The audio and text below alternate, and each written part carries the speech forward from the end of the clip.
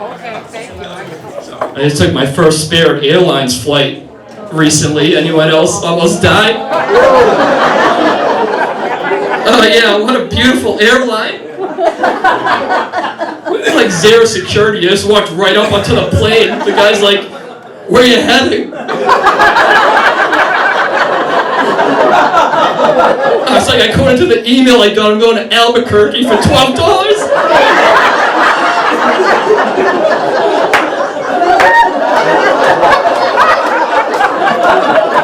He looked at how much gas was in the plane. He was like, "I think we can do it." I work in a virology lab. Big time for the virology lab right now. All we do is sit around at work and talk about how cool this is, and even though people are dying, we're like, "Oh, did you see the protein structure? It's very fascinating." I'm like, no. But you might remember this from school. Science is boring. And doing it is still very boring. Basically, all I do every day is get a bunch of different liquids, put them in a tube, and put the tube in a machine, and then wait till it gives me some numbers. So I'm basically just a barista for viruses. I'm walking in the tissue culture room at work like, "Yeah, I got a grande phosphate buffer for Scourge on Humanity." One of the tougher things besides the kids is these parent-teacher meetings that she has to do, every quarter. And especially parent-teacher meetings with that parent of the teacher, the parent of the student who just is a trouble kid, right? He's not doing his homework. He doesn't stay in his seat. He can't shut up. He's going to grow up to be a comic. He's a pain in the ass. And my wife has to meet with the parents, And the parents, they want information. They want answers based on data, based on science, what's going on. My wife's a dear woman, and she usually is very earnest and tries to help them out, but sometimes, I think this is what she really wants to say. "Well, we've done a number of tests, and we don't think it's ADD, and we can't find a learning disability. So we think," we don't say this very often anymore, "we think your son's just a dick." But don't worry, he can still grow up to be president. That's a groaner. All right, I'll take that. I've taken to carrying a clipboard with me everywhere that I go. Not because I need it, but because I really like to feel official. It turns out that if you were middle-aged with a clipboard, people in any room assume that you're the authority. I went shopping today and I sent 3 different cashiers home early.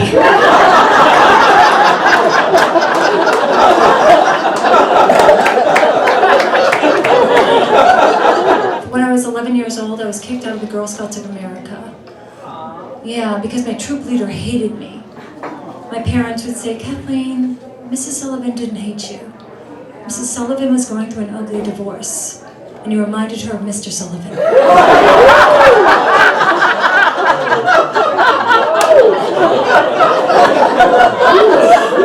My daughter tells me, she's a little girl, she tells me when she grows up she wants to marry me. Yeah? Do you think that's cute? I think it's disgusting. I mean, this is my daughter. How do you let down a little girl? You go, "I'm sorry, we're just not intellectually compatible." They don't get it, I had to get down to her level. I had to say, "Hey honey, look, you're my daughter and I'm your dad, and this is not West Virginia." So, went on a few dates. Dated this white girl, which is very dangerous for black people to date white people because white people do shit like argue with the police, Got pulled over on the way to this, me and this girl were in her car, get pulled over. She's like, "I don't give a fuck if he was doing 90 and a 65, your tone is outrageous." I was like, "Oh, she doesn't watch the news. It's gonna get real bad for me in a couple minutes." Terrible. Then she said something I've only heard on TV. Never heard it before. She goes, "Do you know who my father is?" My father's gonna hear about this. It's insane. So you actually got to her house, met her family, met her father. I'm like, oh, seems like a very powerful man. But everyone else was normal, but he was a little out there. He's like, honey, you didn't tell me this one was B-L-A-C-K. The mother, everybody else was mortified. She comes in, she was like, Ted, the N-E-G-R-O can spell. Anybody ever do the pencil test? Anybody know the pencil test? Yeah, I heard yeses, yeah.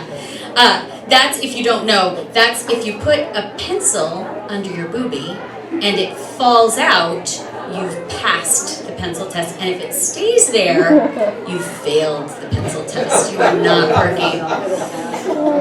As you get older, it changes a little bit. It becomes a crayon test. As in, like, box of crayons. That big one with the sharpener. That's the one I passed. I was on this one dating app that sounded pretty good. It was called 23andMe.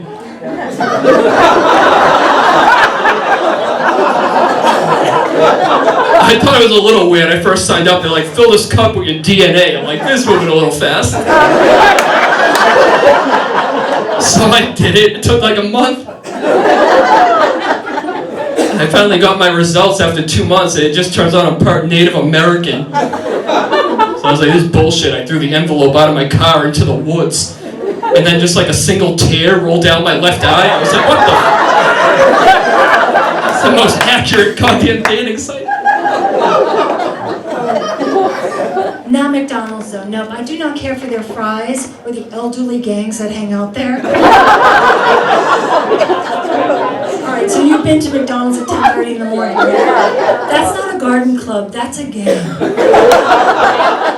And the only difference between an elderly gang and a regular gang is that a regular gang, the leader is an alpha male. In an elderly gang, the leader is Lorraine. She's the only one with a license, okay?